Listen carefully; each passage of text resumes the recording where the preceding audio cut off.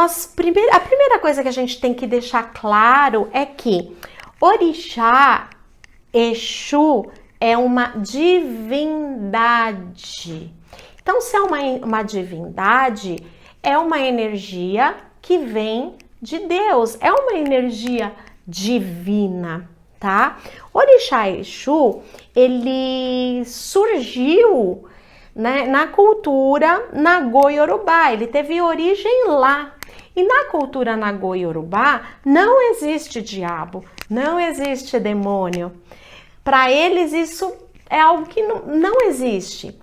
E aqui para nós ele veio de uma maneira demonizada, porque imagina lá na África, na época que os portugueses iam lá e pegavam os negros para trazer como escravos, eles tinham uma religião que era a religião cristã. E para os cristãos, tudo aquilo que era externo à religião deles, né, qualquer divindade era considerado o diabo e o demônio, né? Então começou aí essa história de demonização do orixá Exu. Imagina, eles chegam lá e encontram um orixá que tem características muito próximas à nossa, tem esta vitalidade, esta alegria toda e não faz parte da cultura deles, né? Então começou aí a demonização de Exu. Bom, o que é importante a gente falar que Exu é um grande mistério, né? Exu, ele está em todo lugar e ele deve ser sempre cultuado, e ele é inclusive cultuado e reverenciado por próprio Oxalá. Oxalá reverencia Exu.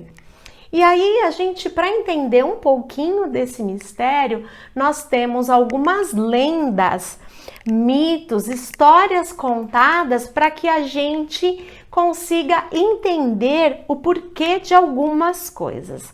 Então, quando na Umbanda nós temos Olorum, que é Deus, e nós temos Oxalá, que é sincretizado com Jesus Cristo. Como no cristianismo nós temos a Trindade, a gente tem no cristianismo Deus Pai, Filho e Espírito Santo como sendo uno, uma coisa só. Na Umbanda não, na Umbanda nós temos Oxalá, que é Jesus Cristo. E nós temos Olorum, que é Deus. E por causa desta trindade, né, desta visão católica e cristã, muitas pessoas acabam achando que Oxalá é Deus, tá? Então não. Olorum é Deus e Oxalá, ele é um orixá, assim como Exu, como Xangô, como outros orixás que nós temos. Então, no início, quando Deus, Olorum, ele resolve criar o mundo, ele pede para Oxalá fazer a criação do mundo. E Oxalá, quando vem lá, né, das esferas superiores e vem para a nossa realidade, ele vem com o saco da criação, então ele vindo assim, né, na vertical, ele para numa horizontal. Então, nós temos aqui uma encruzilhada, por isso que Exu, ele é reverenciado na encruzilhada. Quando o Oxalá chega aqui, que forma essa cruz, ele encontra quem? Ele encontra Exu. Então, Exu já estava ali na encruzilhada e muito esperto, Exu, rei da magia, sabia o que Oxalá estava vindo fazer e ele faz com que Oxalá tenha sede. E ele planta uma palmeira bem na frente de Oxalá para que Oxalá fosse lá. E Oxalá vai até essa palmeira e faz cortes, né, na palmeira para pegar um pouco desta seiva e matar a sua sede. Só que Exu, né, muito esperto ali, com aquele gingado, ele coloca vinho dentro desta palmeira e Oxalá, para matar sua sede, toma o vinho e acaba se embriagando. Então, Oxalá ficou embriagado e dormiu, pegou no sono. Agora vocês imaginam aí, o sono de Oxalá deve durar 1000 anos, né? Então Oxalá dorme. E aí o Exu pega o saco da criação e entrega para Oduduia. E aí Oduduia vai lá e cria o mundo. E quando o Oxalá acorda, o mundo estava criado. Esse é um dos motivos, né, pelo qual, quando nós ofertamos e fazemos alguma oferenda a Oxalá, a gente nunca trabalha com bebida alcoólica. Então, uma maneira de explicar que a bebida alcoólica ou álcool não tem compatibilidade com a energia da fé, a energia de Oxalá. Então, Oxalá, ele é sempre cultuado, a gente oferece água para Oxalá e não vinho. Bom, e aí o que acontece? O mundo estava criado e Oxalá volta lá para Deus, para Olorum, e vai lá se desculpar. E aí Olorum fala assim para Oxalá: então eu quero que você volte e você agora vai fazer a criação dos homens. E aí Oxalá volta e vai criar os homens. E aí existe uma brincadeira que diz que quando Oxalá volta para fazer a criação dos homens, ele ainda estava assim meio de ressaca, um pouquinho embriagado, né?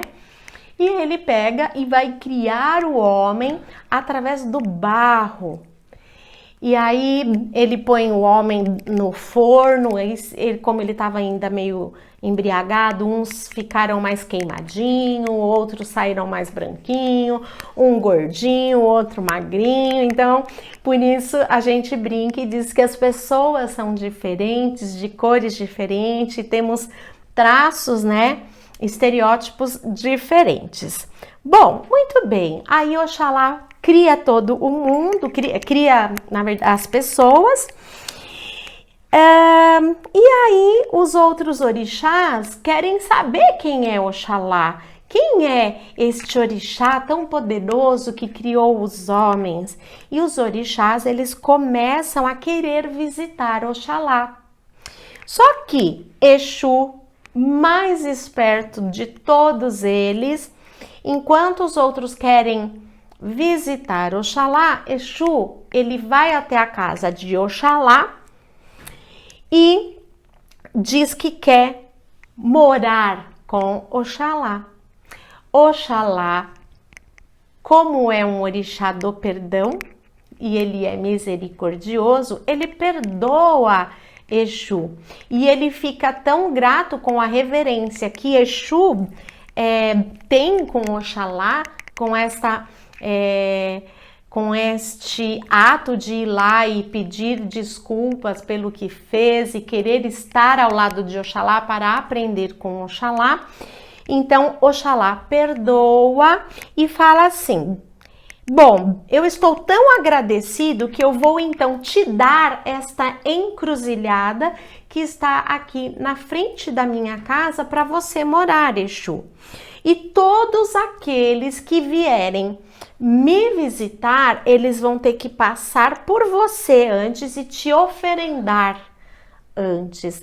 Então, Oxalá pede para que oferende Exu antes de chegar na casa dele. Por isso, nos terreiros e trabalhos espirituais, primeiro nós oferendamos e nós saudamos Exu e depois nós saudamos Oxalá.